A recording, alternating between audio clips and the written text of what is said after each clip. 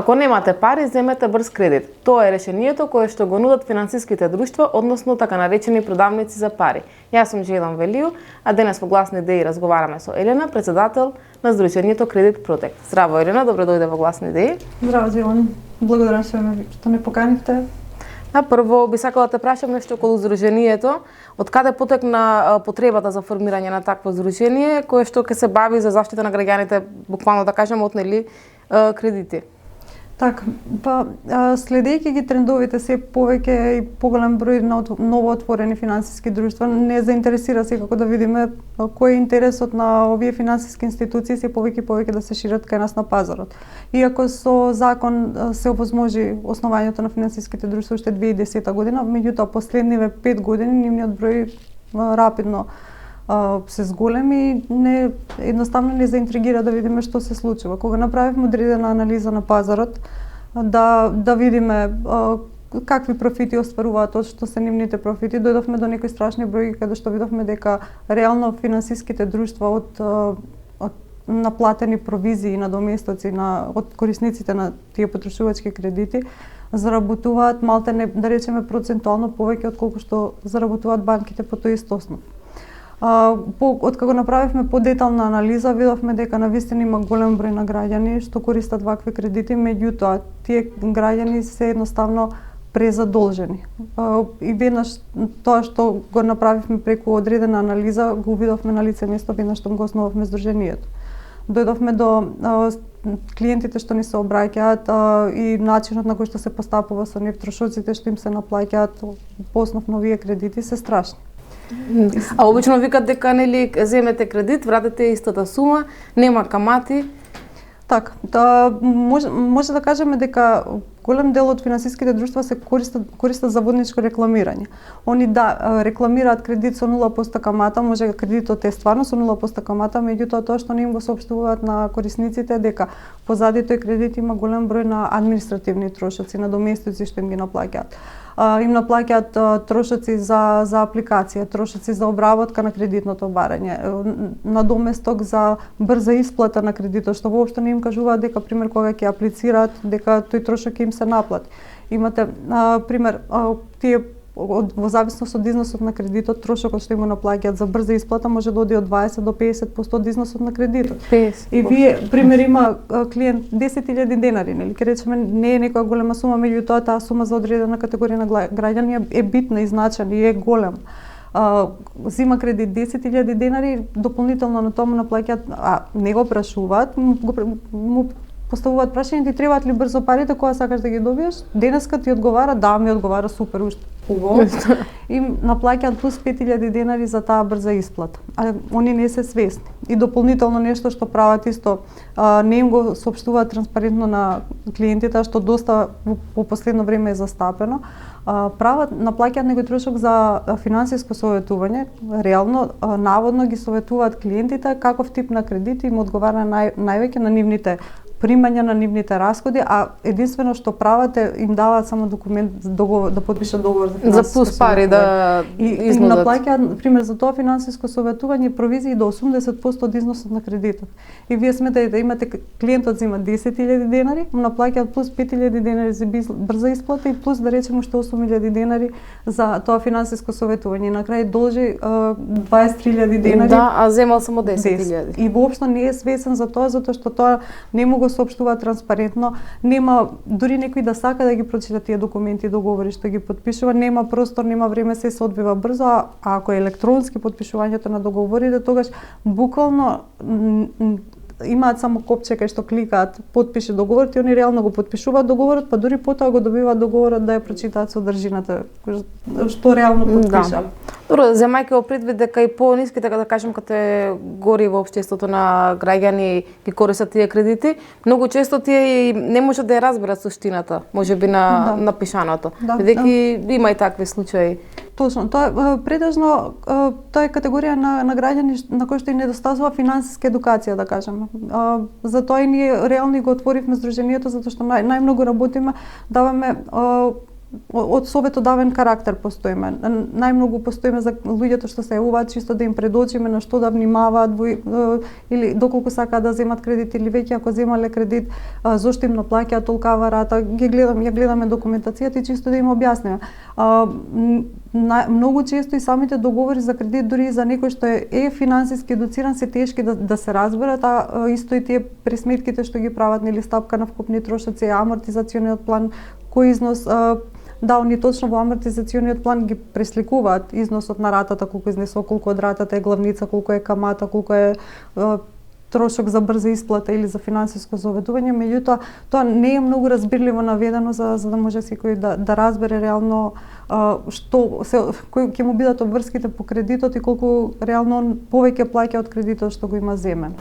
Ако веќе јасно се знае дека тие кредитни друштва или продавници за брзи пари, нели името си го имат измислено, јасно е нели што се случува, еве и граѓаните сами дознаваат, нели по утрински програми се јавуваат, кажуваат дека имаат проблем со такви работи. Што прави државата тука? Не е свесна? Е свесна, го дозволува ова и зошто го дозволува ако свесно го дозволува? Тука е реално и проблемот зошто сето ова се случува.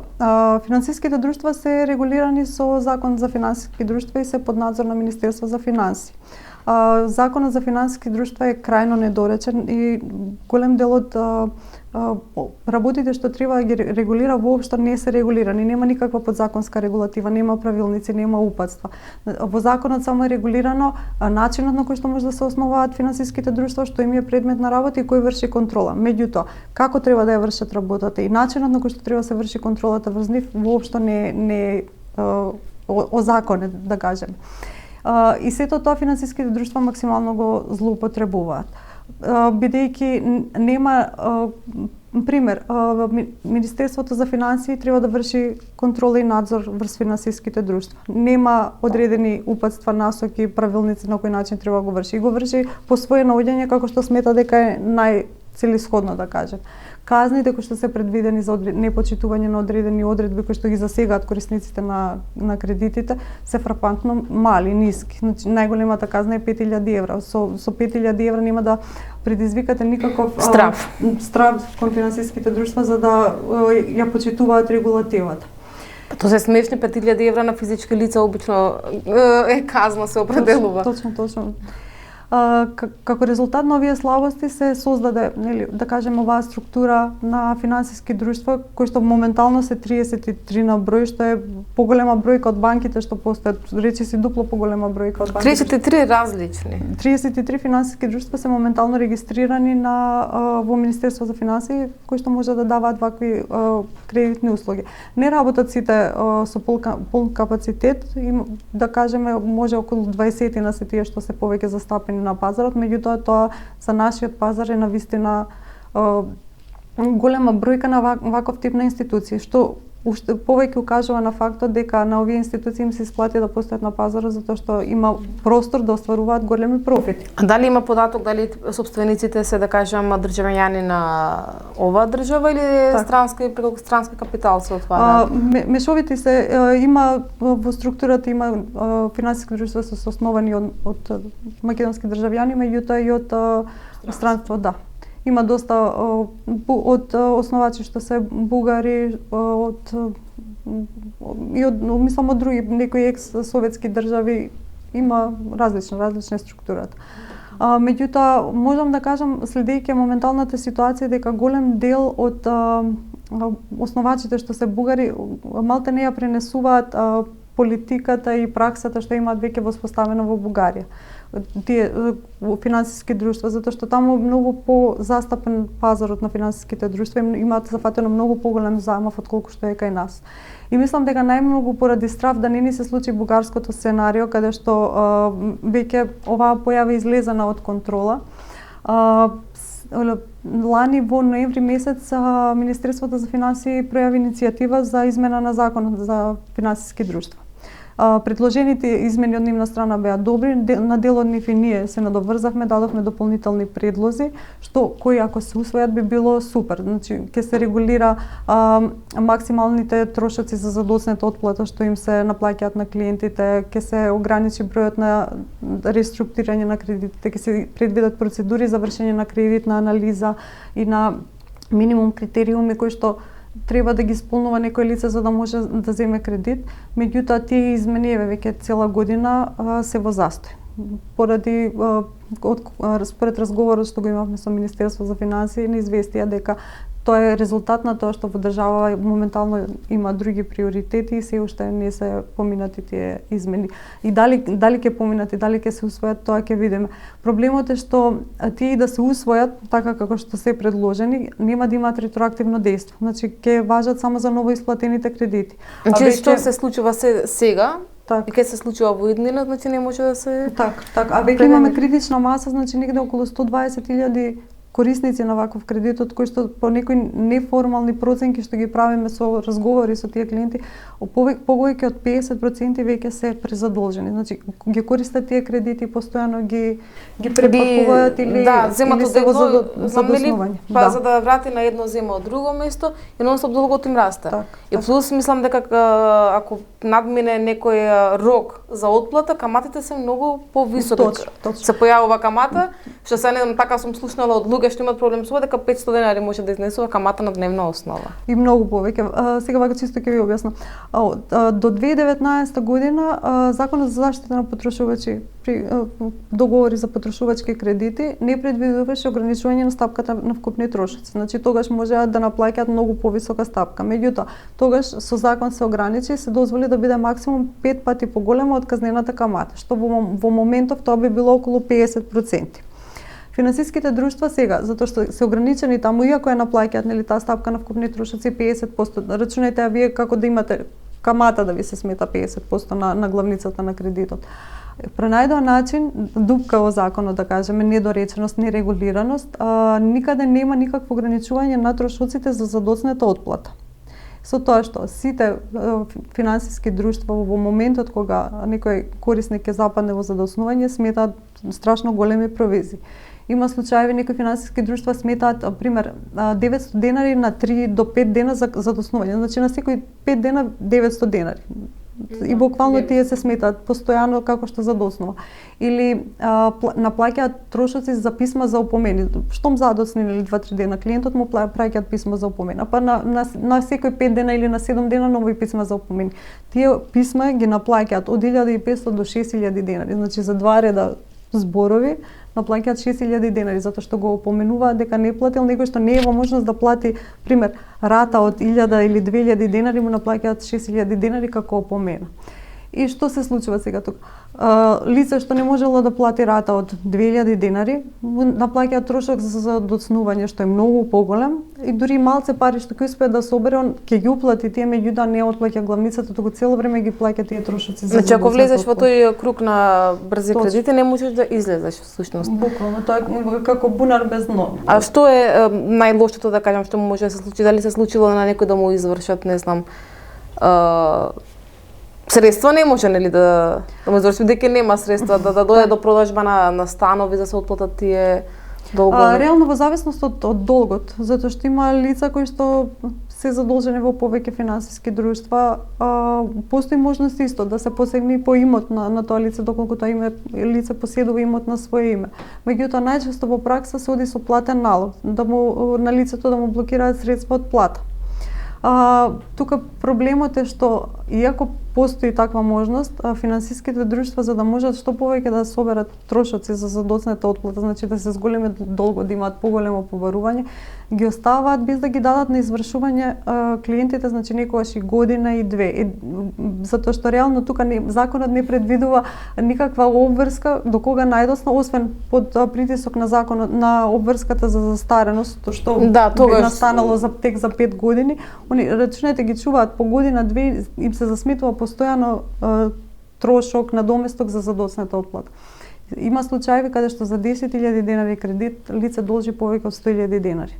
Тоа е многу голем износ и голема разлика. Буквално ограбување може да се каже дека прават. Тие ова друштво финансиски постоја всушност колку повеќе да искористат. Точно. Нели ако толку брзо се шират, имат по еден куп филијали, значи ако се 33 регистрирани, сите тие имат барем по 2-3 филијали. Така. И плюс вниманието друго нешто што не го привлекува на повеќето мина, таквите продавници за пари најчесто ги среќаваме до обложувалници, казина и места нели од тој тип. Така. И се дали тука и психолошки се трудат Они го да влијаат. Да, постојано го истражуваат пазарот, гледаат каде ќе можат да имаат најлесен допир и пристап до клиенти. Зошто се до обложувалници најчесто овие продавници за брзи кредити, затоа што знаат дека лице во моментот ако изгуби пари, ќе му требаат пари, ќе сакат нели тие пари да ги врати и тука му е на најлесен начин брзо да земе средства. И они многу лесно и буквално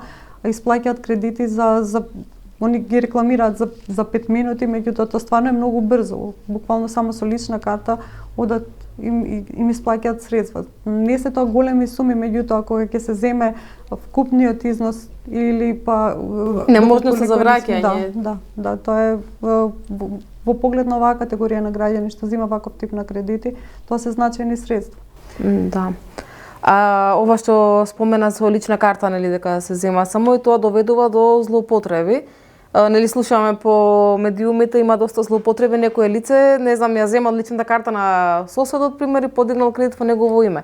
И сега како тоа се случува? Тие ништо не проверуваат, значи. Реално повторно тука е проблемот што има законот го дозволува тоа и они го искористуваат на најдобар и најпогоден начин за нив, за да можат побрзо да исплатат кредити. Проблемот со злоупотреба на овие лични податоци настанува кога некој лице аплицира и зема кредит електронски, затоа што реално тие лични податоци ги проследува по електронски канали кои што не се доволно заштитени, иако финансиските друштва имаат согласно закон за заштита на лични податоци, имаат постојат цели процедури, протоколи на кој начин каква безбедност треба да има таа веб страна со цел да не може да се пробие да се дојде до тие податоци, меѓутоа со истражувањето што го правиме до сега, мислам како што ги проверуваме, наоѓаме на веб страни каде што не се испочитувани тие протоколи. Сега кога го пријавуваме до агенцијата, очекуваме соодветен одговор од нивна страна и да се преземат соодветни санкции против тие друштва, меѓутоа во меѓувреме додека сето тоа не се среди, се случува податоците нели на тие клиенти или да се пресретнат или некое вработено лице во финансиско друштво да ги злоупотреби или некое лице што ја земала личната карта, може да е роднина, може да е пријател, може да е украдена лична карта и со таа лична карта да аплицира и да подигне кредит. Во последно време е доста зачестена појавата на ваков тип на измами со каде трети лица се јавуваат како да земат кредит и буквално се јавуваат луѓе не се свесни дека имаат кредит, дознаваат дека имаат кредит во финансиско друштво кое ќе им стигне опомена за неплатен долг, а веќе некое лице си ги подигнало средствата и што станува во тие случаи? Тогаш треба лицето да го враќа кредитот? Реално постапката би следела било кое лице ако се најде во ваква ситуација да земе кредит, трето лице да земе кредит во негово име, тоа веднаш треба го пријави во полиција. Полицијата понатака треба да превземе соодветни истражни дејства и предметот да го предаде во јавно обвинителство да се спроведе истрага и откако ќе се најде нели сторителот да се поведе кривична постапка кон тоа лице. Меѓутоа, доколку сето тоа не се случи, долгот и обврската за отплата на кредитот останува на лицето чии исто документи се злоупотребени. Значи буквално не крив ни должен, некој може да треба да плаќа, не знам, по неколку илјади евра. Да, се случува. Има ситуации, се јавуваат граѓани каде што стварно е жално на кој начин и како им се искористени податоците за да се земе кредит. И пак најголемата всушност кривица има државата што не ги регулира овие работи. Не ги регулира доволно, можеби еве да кажеме одиме кон европски пат, прифаќаме нели некои европски начини на работа, меѓутоа ако веќе се дозволи електронска работа на овие финансиски друштва, контролите мора да бидат многу повеќе зголемени и да се спроведуваат. Значи да се проверува дали тие финансиски друштва ги превземаат сите чекори за контрола и проверка на лицето што аплицира.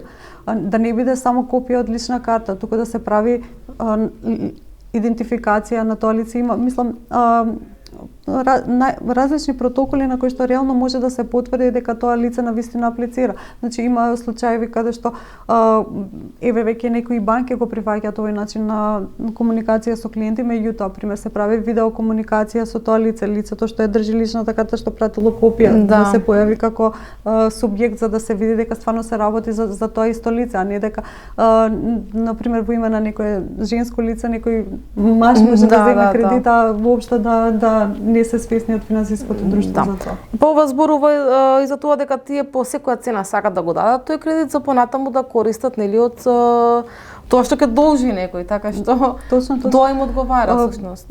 Самото тоа што со досегашната анализа гледаме дека се исплаќаат кредити на невработени лица, на приматели на социјална помош, за кои што финансиските друштва се свесни дека тоа лице по еднина нема може да го отплаќа кредитот и дека ќе му сметаат трошоци за доцнет отплата, ќе му се зголемува долгот се повеќе и повеќе, што се вика душата да му ја земат понатака за да се наплатат средствата од кредитот.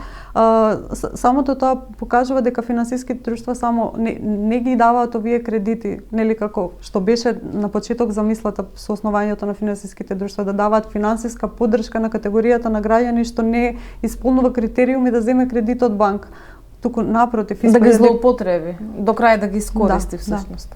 Да. Реално со оглед на ситуацијата што е сега, конкретно за финансиските друштва, тоа го кажува дека исплаќаат кредити по секоја цена без да се спроведе никаква анализа буквално на луѓе кои што не се способни понатака да го отплатат тој кредит, само со цел да направат што поголеми профити. Да. Преска спомена за во Бугарија дека го имат овој проблем, а како е во другите земји, да кажам, регионот постојат секаде финансиски друштва? Не во сите земји, пример во Србија се уште не е дозволено да се регистрираат ваков тип на финансиски институции, меѓутоа поголем дел од европските земји ги имаат како институции, да. Може да се каже дека речиси во сите земји постои проблем на презадолжување на населението со ваков тип на кредити, брзи кредити.